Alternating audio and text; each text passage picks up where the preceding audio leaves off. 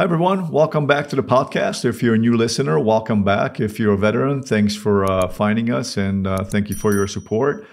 Today, we're going to talk about, this is, I'm going to not look at my notes, but it's, I don't want to screw up the, the title, but the tremendous misunderstood benefits of training obedience out of drive. Tremendously misunderstood. Yeah. The tremendously misunderstood benefits of training obedience out of drive. I know it's a mouthful, but maybe start with your definition of in drive and out of drive. I think just set it up. Basically, for people that basically you have two ways to train the dog: obedience, yeah, in drive and out of drive.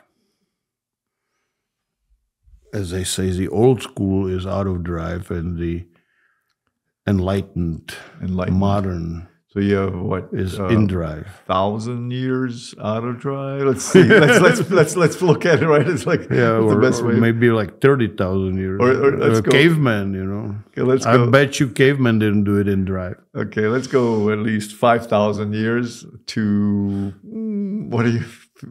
Well, Neanderthal, I don't know if Neanderthal have dogs. They've been around like 30,000 years ago. Okay, so we have almost like beginning of humanity. Well, as soon as dog was with a man, right? Which is a long time versus all of a sudden.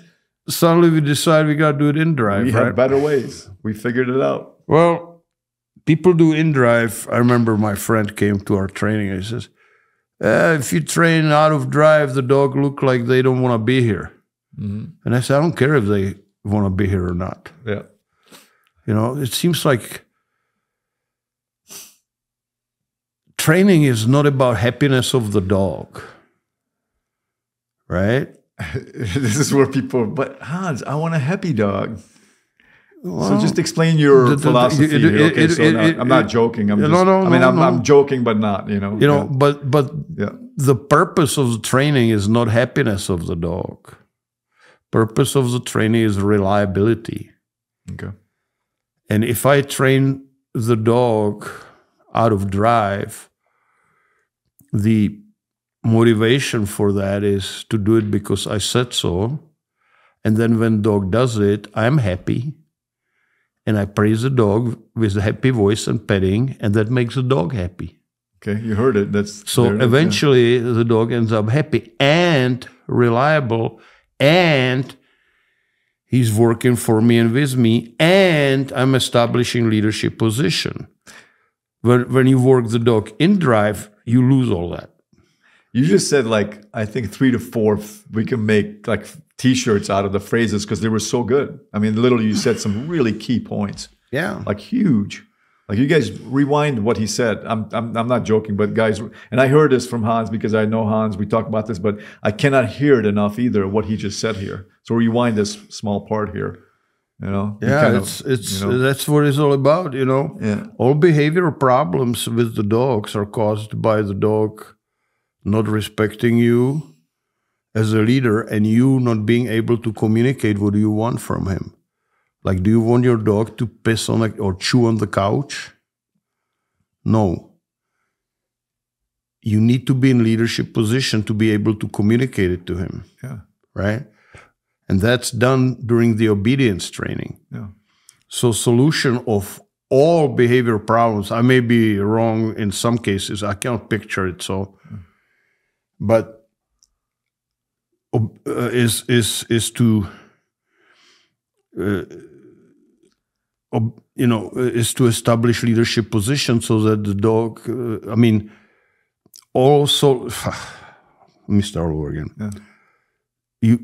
If you want to solve all behavior problems, you got to start with you being in leadership position. Okay. I just watched a dog trainer the other day, yesterday, and I've seen her around. She advertises a lot. In a video where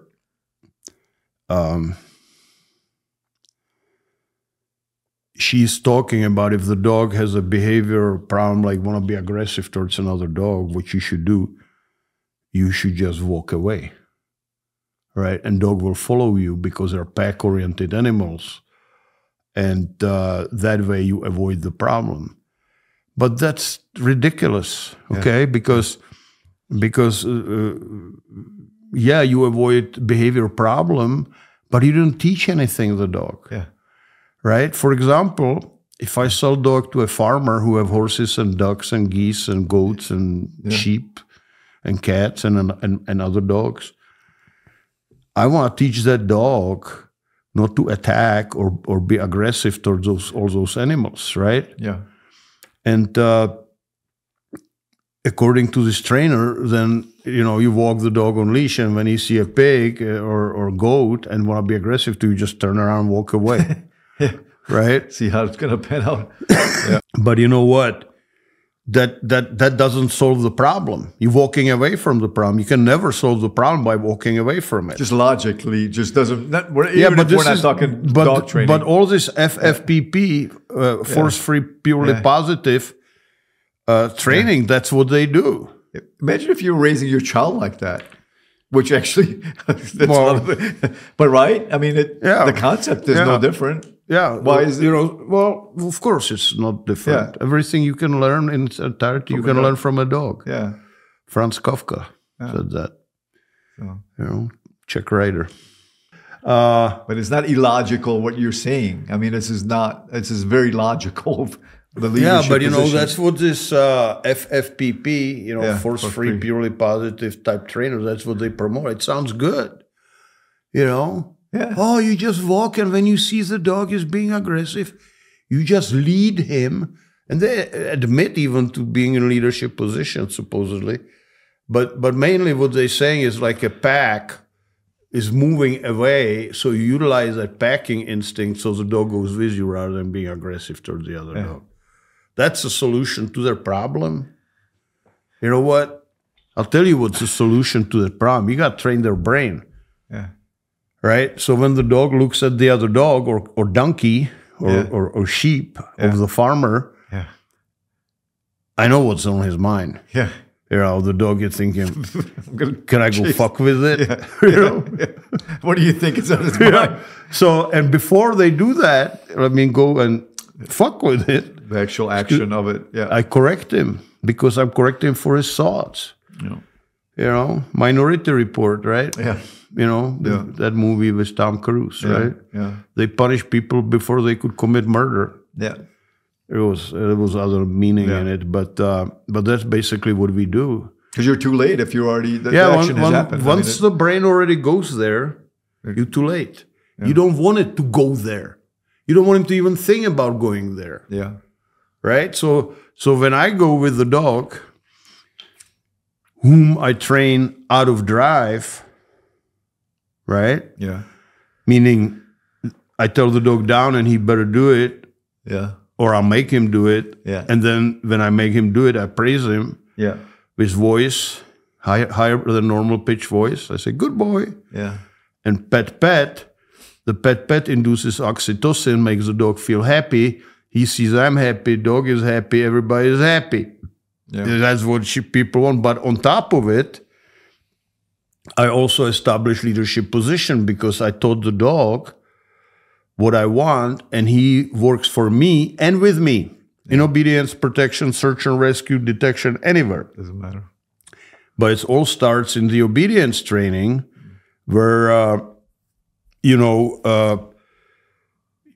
don't teach the dog in drive. What is in drive? In drive is you showing the dog cookie or toy, and the dog does it because he wants the cookie. He's performing tricks. Yeah. He doesn't care about you. He just cares about the cookie, and he wants it. And he'll do anything for it. He will sit down, stay, and he will create pretty and prance around and all that. And you give him cookie, and he's happy. The problem with that is you are not establishing leadership position. You are just a pass dispenser. Yeah. Right? You just dispensing treats or toy games. Yeah. Where if I teach the dog obedience out of drive, I'm telling dog, you do this, down, and he doesn't down, I use negative for enforcement. What does that mean? I apply enough pressure on the leash for him to go down, and he may fight me, but I won't budge until he submits. And as soon as he submits and starts going down, I release the pressure. That is the negative reinforcement. You're removing the something. I'm removing the pressure. Yeah. And as soon as the dog's elbow touches the ground and he's down, I say, good boy. Yeah. Pet, oxytocin. You know, when people make an argument with you, they never, ever, almost never, ever either acknowledge it or even they know it, that there's an actual, the pet, good boy. Right. Well, they always want to. They say about Kohler that he's just a yank and crank dog trainer and he never rewards the dog. They're lying. Everywhere the Kohler says you gotta praise the dog as much or more than when with higher or I mean with the same or higher intensity than you're correcting the dog. Yeah, they're lying. Yeah, basically. Well, they gotta lie because otherwise the ideology is their ideology would not make sense, right? So. Which it doesn't. Yeah. You know, so when you train the dog in drive, you know, you are not establishing leadership position. So then you go, you know, and I've seen this, I read this, I couldn't believe it, on this FFPP system, you know. I asked this girl on Facebook, I said, so what do you do if the dog has problem with something? And she says, she says, you adjust the environment in a way that the dog doesn't have that problem. You adjust the environment. You don't know what the environment is. Well, no. The environment is like that. This other trainer I just watched yesterday is talking about targeting.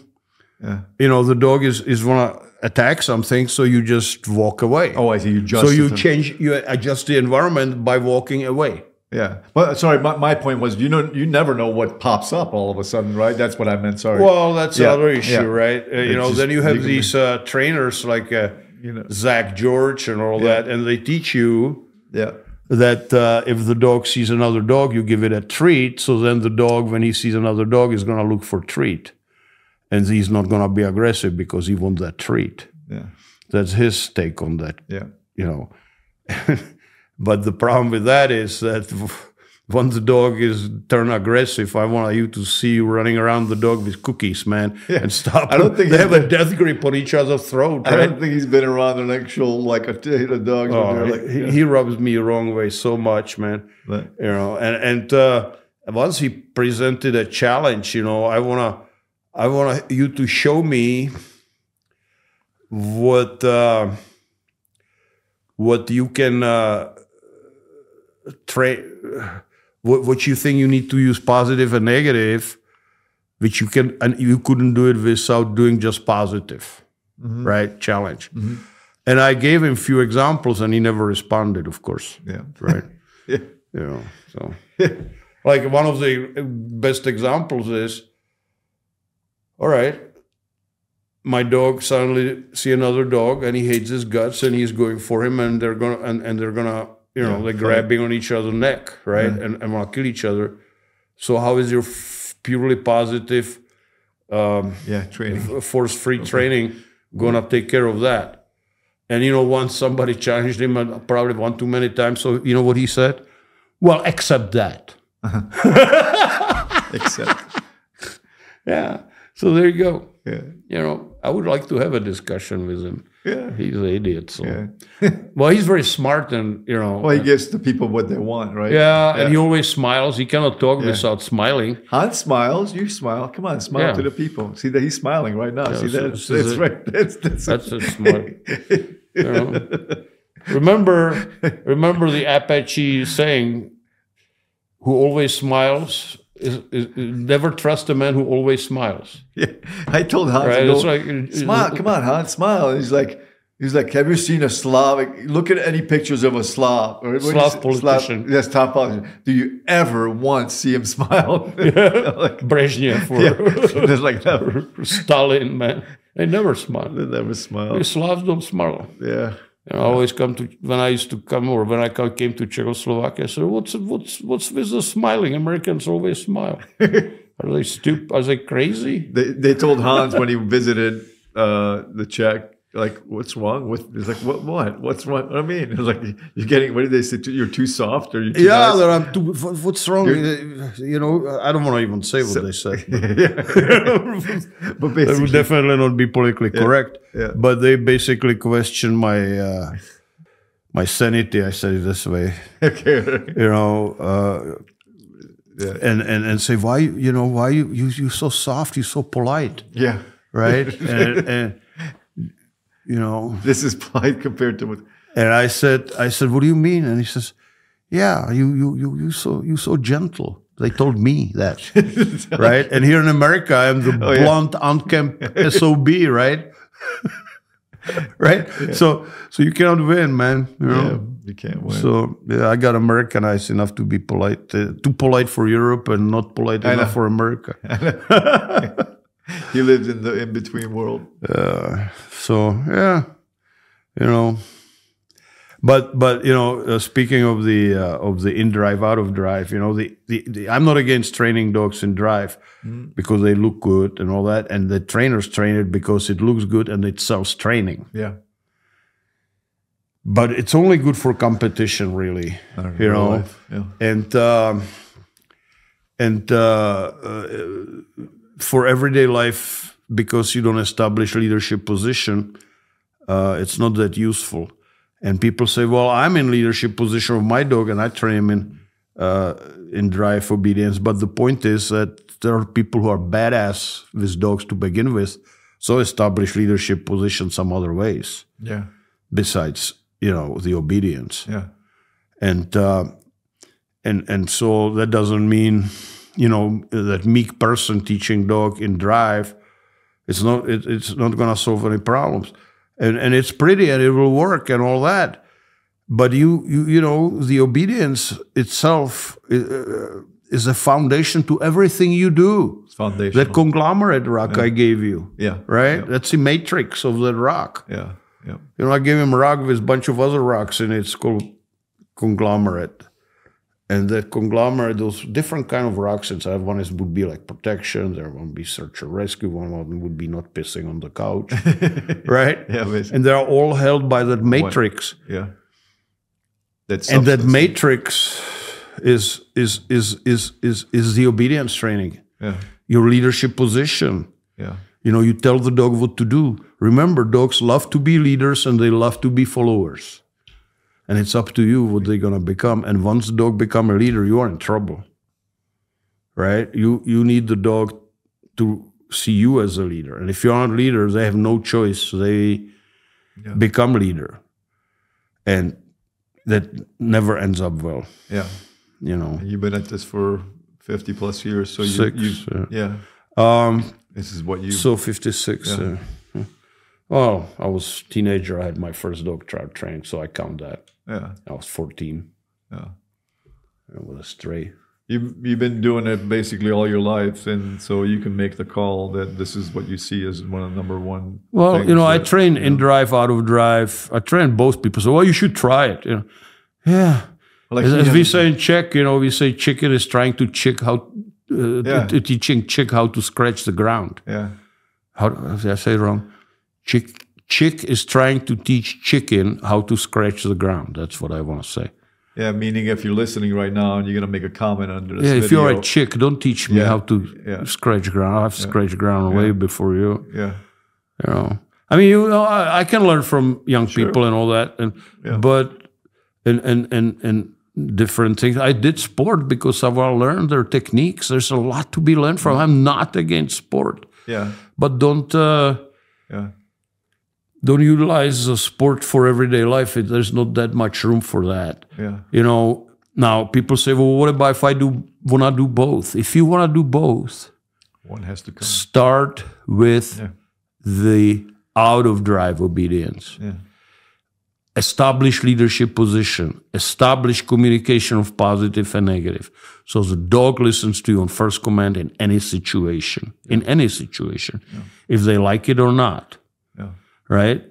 Don't teach dogs to do things because they like it. I teach the dogs to do it even so they do not like it. Yeah. Because when they teach the cat, chase the cat, they want to chase that cat. Yeah. much more, than come, but they got to come because I said so. Yeah, which can lead to other bad things. So it's like you're not trying to hurt. The hurting the dog is by allowing him to do those things. Right. That's when you're or not preparing them for the scenarios Yeah. where a situation like that may happen. Yeah, it's like the tough love kind of thing. It's true because you're protecting that. There could be a child or in this case, your dog. Like Right. I want to protect you from not getting Right. And hurt. I say saying which people may try to use against me. Good luck with that. But I say dog needs to have the ability to fear you. Mm-hmm. If you enjoyed this content so far, please subscribe to our channel. Also, Hans has a podcast channel called Dog Training for Life. Check that out so you can listen to the audio version. Okay. Not live in fear of you. Yeah. They may never fear you, but they should have the ability to fear you. Yeah, so don't misunderstand. So don't put Hans words said in here. my mouth. Yeah. And if your dog doesn't respect you enough, it's like my mother. I had ability to fear my mother. I never feared my mother. Yeah, But there was that ability she dished it on out her need part. be. Yeah. And same thing with my father, right? Yeah. You don't want to. Yeah, I never feared my father, but I had definitely ability to fear him. Yeah, yeah. Actually, now and then I did fear him, but that's okay. Yeah, Yeah. I remember when I was a little kid and I hated pea soup, man. Pea soup, yeah. And Default. yeah, I love pea soup. No, I don't know how that maybe works, that but my. And I so my mom make a pea soup, right? Yeah. I would kill for my mom's pea soup now, Yeah.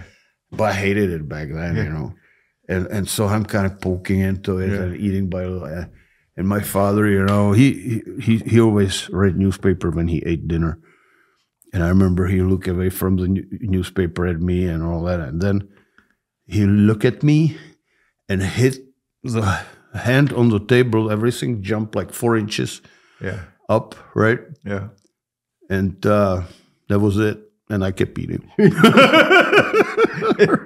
And I remember it today, and my father then, took me aside and he said, you know what? I've worked hard to make money. Your mom cooks the dinner. Yeah. And you eat it. That's it. Right? Because there's a lot of blood, sweat, and tears behind that pea soup, Mm-hmm. And I remember when I came to the United States and I see it was like a funny to have a food fight. Mm-hmm. Oh, yeah. It rubbed me so wrong, man. I could not understand it. Yeah, wasting food. Yeah, wasting food, Yeah. Anyway, that's, in other words, I had the ability to fear my father, very strongly. Yeah. And, but